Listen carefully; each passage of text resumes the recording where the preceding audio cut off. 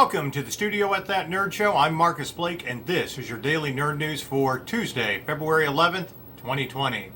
Our top stories of the day take us to the world of film. It looks like that Laurence Fishburne and Liam Neeson are going to be starring in a movie together called The Ice Road. That's right, a movie called The Ice Road. And no, this is not a direct sequel to Cold Pursuit, which starred Liam Neeson seeking revenge for the death of his son.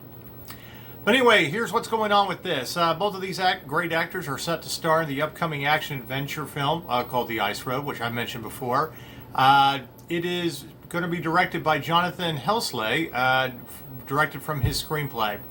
Anyway, Shivhani Rawatsi's Shivhans Pictures is boarding the action film as producer and co-financier alongside producer and financier Code Entertainment. The film is underway, being shot right now in Winnipeg, Canada. But anyway, not only does it star Laurence Fishburne and Liam Neeson, it will also have Ray McKinnon, recently from Ford vs. Ferrari, also Marcus Thomas from The Forger, Benjamin Walker, who played Abraham Lincoln in Abraham Lincoln Vampire Hunter, and Amber Midthunder from Hell or High Water. This is what the film is about. It tells the story of a rescue mission over a frozen ocean to save trapped miners in a collapsed diamond mine in the far northern regions of Canada. Fishburne will play Goldenrod, the trucking company owner who hires driver Mike, played by Liam Neeson, and accompanies him on the dangerous mission. So it appears to be that it's going to be a disaster thriller. We'll be definitely checking it out once it hits theaters. We don't know about a release date yet, or even when we'll get to see the first trailer, but we will definitely let you know once we know more. In other movie news, it looks like Rees is going to write and direct a new movie adaptation of George Gershwin's Porgy and Bess for MGM and Winkler Films. MGM has set Rees to write and direct this feature based on, again, the George Gershwin acclaimed Porgy and Bess. Irwin Winkler and Charles Winkler will produce. The film rights were granted to MGM by the Gershwin estate, which worked closely with Winkler and Rees to secure them. Originally written as an opera and adapted from the 1926 Du Bois Haywood novel by composer George Gershwin with libretto by Hayward and lyricist Ira Gershwin, Porgy and Bess is a tale set in the slums of Charleston, South Carolina. They're in Catfish Row. A disabled beggar named Porgy tries to rescue Bess from her violent lover, crown, and drug dealer, sport and life boyfriend. It first reached Broadway in 1935 and was turned into a 1959 film that Otto Preminger directed, with Sidney Poitier playing Porgy, Dorothy Dandridge as Bess, and Brock Peters as Crown. Sammy Davis Jr. is as Sport and Life, and a cast that included Pearl Bailey and Diane Carroll. Its stage revivals have won numerous Tony Awards. But anyway, with this film, they're dealing with the rich history and updating a revered musical that seems rooted in a long ago period, and it might be intimidating to some, but to anyone who has observed Rees interact with her cast in discussing films, from her debut Pariah to Mudbound, for which she became the first African-American woman to be nominated for the Adapted Screenplay Oscar, and her upcoming adaptation of the Joan Didion novel adaptation The Last Thing He Wanted, that premiered at Sundance and opens later this year through Netflix with Ben Affleck, Anne Hathaway, Rosie Perez, and Willem Dafoe starring in that film. But anyway, a little bit about this project. Porgy and Bess, as they stated, is at its core a love story, Rees did go on to say. She said she's also very excited to take on the challenge of this highly venerated iconic material and lift the architecture of this unlikely love story and recite it at a place and moment of resistance. But anyway, with the help of our terrific artistic team, her vision is set to invest this community with a new agency and relocate the characters from a fictional landscape mostly viewed from the outside to a real geography with actual historical and cultural roots, relevance, and consequence that has been built and lived from the inside. So anyway, we look forward to this. Again, no word on when this will premiere, but look for it in the next year or so. In other movie news, the Seberg writers, Anne Waterhouse and Joe Shrapnel, will be adapting Agatha Christie's And Then There Were None for 20th Century Studios. Seberg was a film about the actress Jean Seberg, but anyway, the screeners are a husband and wife writing team, and they have been tasked to adapt this Agatha Christie classic, And Then There Was Now. Disney will keep the film in its pre-World War II period in which Christie wrote the novel, but with a fresh take. Sean Levy's 21 Laps is producing alongside the Christie estate.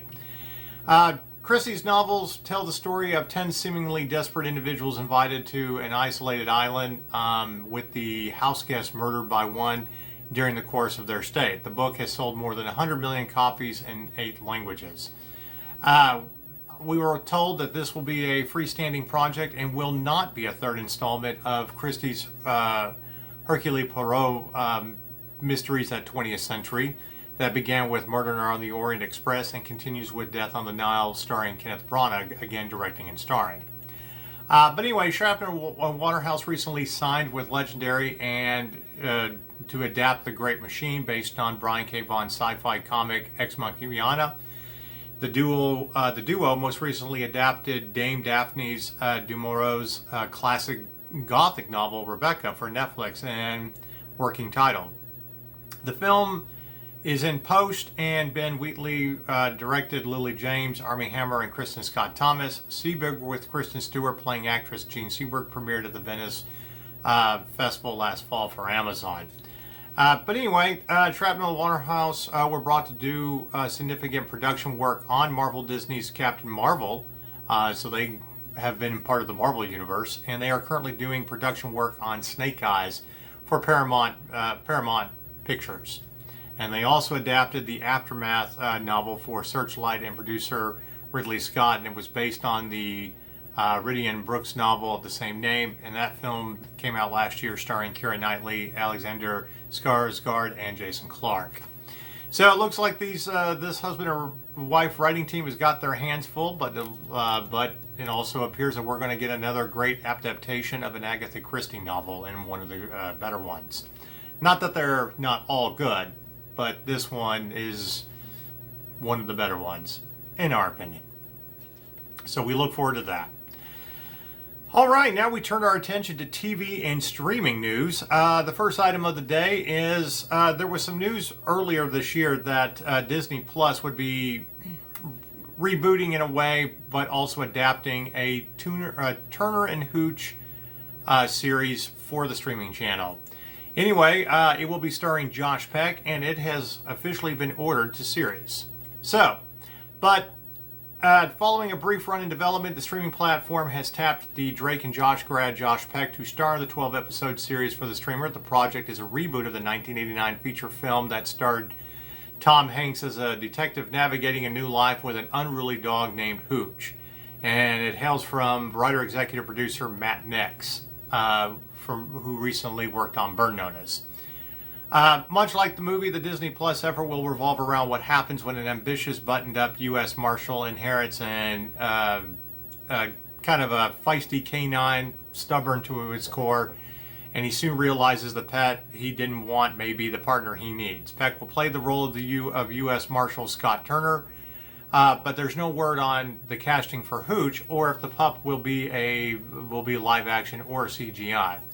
But anyway, Josh Peck's credits include 20th Century TV's Grandfather, which starred John Stamos. Of course, he comes from Drake and Josh fame on Nickelodeon, and it was his breakout role. And he's also appeared in the indie drama Locating Silver Lake, the indie comedy Take the 10, and the Dan Fogelman feature Danny Collins. But anyway, Turner and Hooch becomes the latest project for Disney Plus to adapt, and you can also see the original film starring Tom Hanks on Disney Plus right now.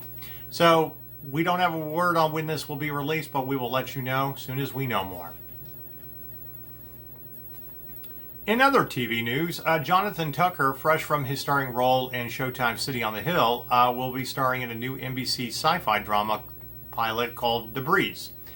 Anyway, it's it's a sci-fi drama pilot from the creator of Almost Human and legendary television. Written by J.H. Wyman, Debris is said to be in the vein of the X-Files and Men in Black. In it, two agents from different continents and two different mindsets. CIA's Brian Benvetti, played by Jonathan Tucker, and MI6 Finola Jonesmith work together to investigate when wreckage from a destroyed alien spacecraft has mysterious effects on humankind. Tucker's Benvetti is headstrong, smart CIA operative who's working on the investigation of strange occurrences. Wyman executive produces the pilot throughout the Frequency films alongside Jason Hobbs. But anyway, Tucker, like I said, recently just came from the first season of Showtime City on the Hill, produced by Ben Affleck and Matt Damon. No word yet on when this is premiered. It's in the pilot stage, but it looks to be an interesting sci-fi show if it gets picked up. And yes, they are right. It very much is in the, same ballpark as the X-Files. So we'll see if there's a little bit of magic between Agent Mulder and Agent Scully between these two characters in the show. And we will definitely check it out and let you know what we think of it. Our last piece of TV news today, Lady Dicks. That's right, there's a new show called Lady Dicks, and it's probably not what you think. But anyway, Adrienne C. Moore and Meredith MacNeill star in this cop drama for Canada's CBC and NBCUniversal International Studios. Adrienne C. Moore is from Orange is the New Black, and Baroness's Vaughn sketch shows Meredith MacNeill will star in this detective drama called Lady Dicks. The pair will play two radically different female detectives in the early 40s, so it is a period piece, and it is a 10-part series co-created by Rookie Blue executive producers Tassie Cameron and Sherry White. The action-packed series follows guns and gangs detective Samantha, played by Meredith MacNeill, and narcotics detective Kelly, played by Adrienne C. Moore, who by day are true action heroes in their own particular way, skilled, tough, determined, and ruthless, but by night they're both grappling with loneliness, dysfunctional families, screwed up love lives, and a sense that their professional ambitions may not be totally in line with their personal needs. Their friendship could help to balance each other out if they didn't drive one another utterly insane. If it sounds a little bit like Cagney and Lacey, yeah, it probably is. But it's a period piece set in the 40s, so it does definitely look interesting. But here's the official description of the show. After years of friendship and working together, we're in a great place to dig into a female buddy cop show, said White. And of course, Cameron added, not only are these characters working high-pressure police cases, but they're also grappling with the work-life balance, family ambition, and partnerships. That was the description of being able to work on this show by the producers. But it was also quoted as saying that Lady Dicks is an exciting, smart, and witty drama brought to life by a team of brilliant women, said Sally Cato, the general manager of programming for CBC. And the series will resonate with audiences across Canada and around the world. And they are thrilled that CBC will be its home. And they're fortunate to have Meredith MacNeill and Adrienne C. Moore on board to star, and look forward to working with Cameron Pictures to bring this series to life. We do not have a release date yet, but this is something that you can look forward to in the next year, and you better believe that we are definitely going to check it out with a title like that. So, also it should be noted that there's a lot of great programs that come out of Canadian television, especially here on That Nerd Show. Continuum was one of our favorites, and you can actually catch all 4 seasons of that on Netflix. And of course, Lost Girl, which had 5 seasons, and that was very highly entertaining. They're also great to interview the cast when they're at conventions. So that's what's happening in the world of TV and film today, Tuesday, February the 11th. And now, on to gaming news. As we said before on previous broadcasts, we are always going to give you updates about the PlayStation 5 and Xbox One Series X, or Xbox Series X, or as we like to call it, Xbox 2. Anytime we know more, we're going to let you know what we find out. Because the release of these two consoles are very highly anticipated events within the nerd universe. So, according to the CEO, the PlayStation 5 backwards compatibility will run almost all PlayStation 4 games. This was the CEO of Ubisoft who quoted this, but he confirmed that the next generation consoles, the PS5 and Xbox Series X, will feature almost complete backwards compatibility with their predecessors when they release in the holiday season later this year. He was speaking this week on a financial call, but CEO Yves Guillemot, when asked about the next generation, revealed that the upcoming console will be running almost all the back catalog of the previous consoles. It will be something new in the industry, continued. Guillemot explained that backwards compatibility will help the old generations to continue to be big consoles on the market for years to come.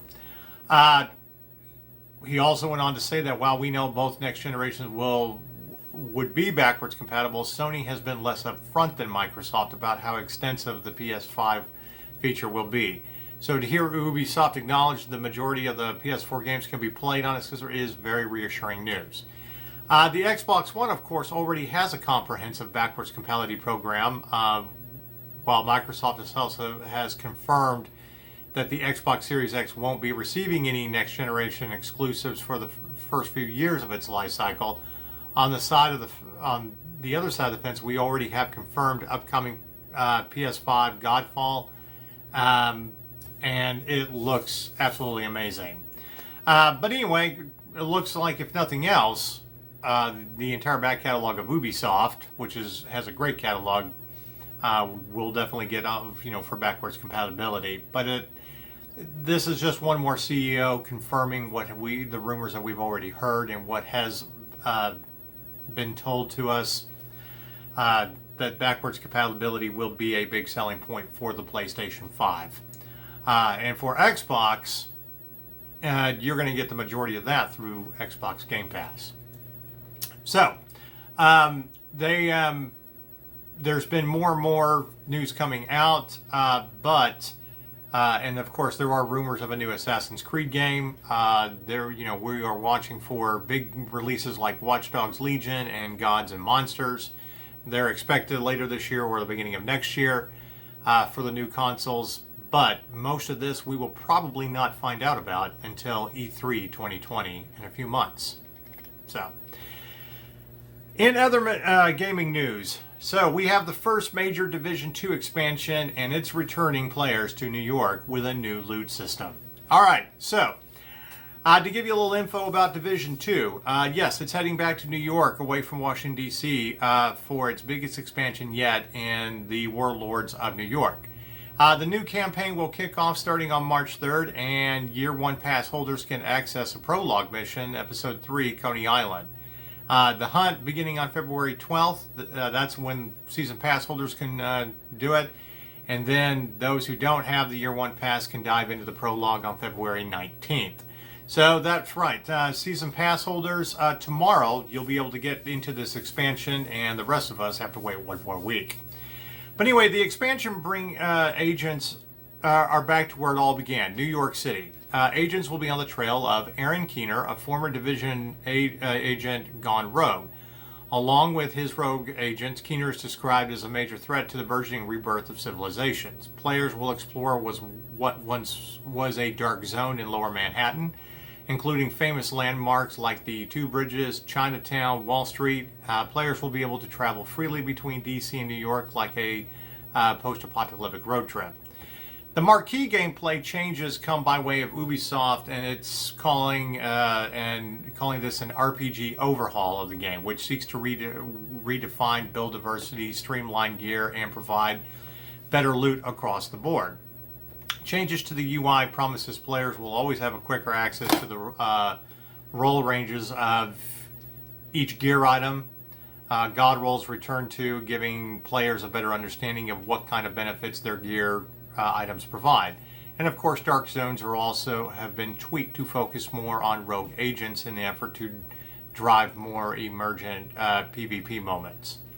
The player level cap is increasing too, from 30 to 40, alongside a new infinite progression system called the SHD level. In addition to those new cap feathers to chase, 4 new skills, and 4 expansion pass owners, more new weapons and gear. Endgame content is being rethought too. And starting 1 week after Warlords of New York is released, Season 2 comes to Division 2. These 3-month-long seasons will produce new manhunts featuring a network of criminals and central big bad to track down with new goons to hunt down regularly, each with unique rewards.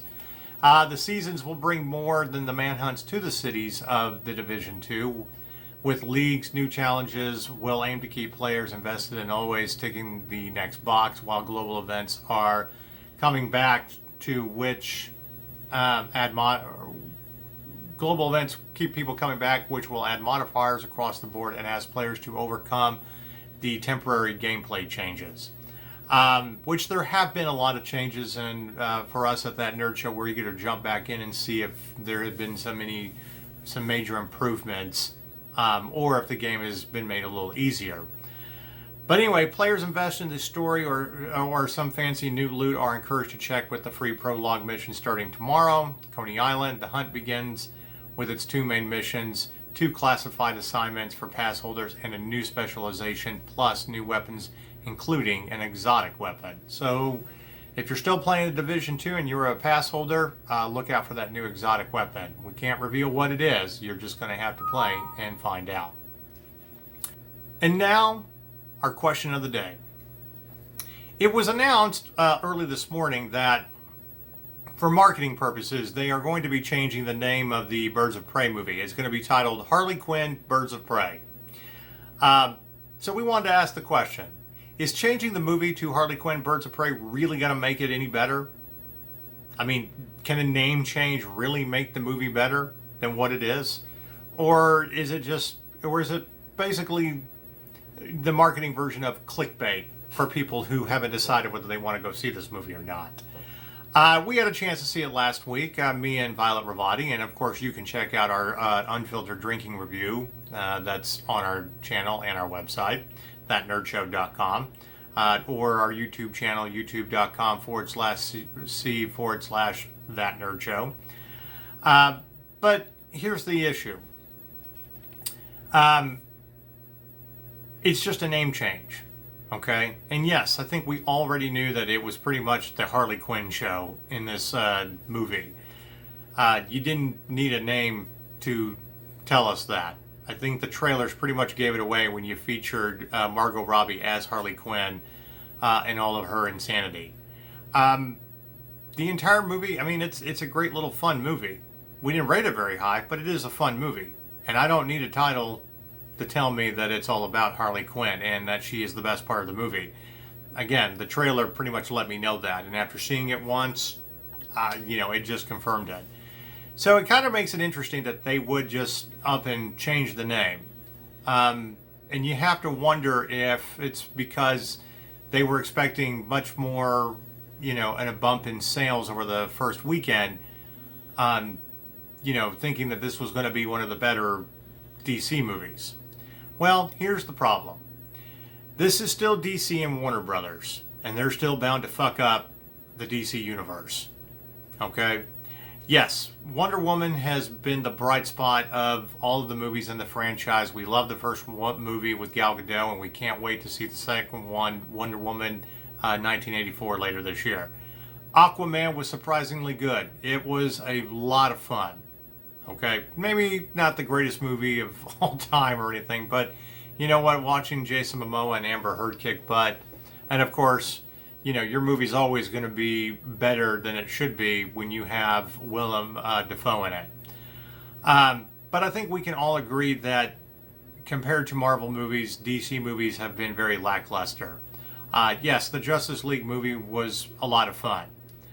But I think there's a lot of fans, including myself, that would have loved to have seen the Zack Snyder cut. We know it was going to be dark, and maybe that was the point. Batman vs. Superman was dark, and I think it needed to be.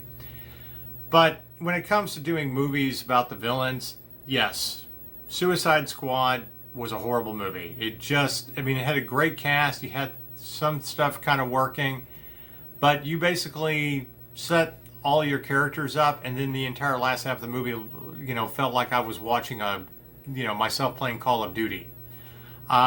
And the only casting that I really do seriously complain about is As much as I like Joel Kinnaman as an actor, he was great in For All Mankind on the Apple streaming service. He was horrible as Rick Flag. You should have just waited for Tom Hardy to be done with whatever scheduling conflict he had so you could shoot. But, you know, you're never going to be able to come back from the fact that that movie was not going to be that good. The sequel is probably not going to be that good either. And what can you really expect from a movie that's basically just a Harley Quinn movie? Yes, it's fun. And yes, we recognize the fact that Margot Robbie is awesome as Harley Quinn. She really does nail it. But a name change isn't going to save you from the fact that, again, this is not really that good of a movie. And save DC and Warner Brothers from the fact that you have screwed up the DC universe when it comes to film. You've done great on the CW network with all the superhero shows, for the most part. You've kept some of them going too long, but you've done great for the most part. So, a name change, kind of a little too late, but you know, if you want to say it that way, if you want to just call it the Harley Quinn Birds of Prey movie, fine. But you're not going to make it any better, and you're only stating the obvious in the title, from what we already know.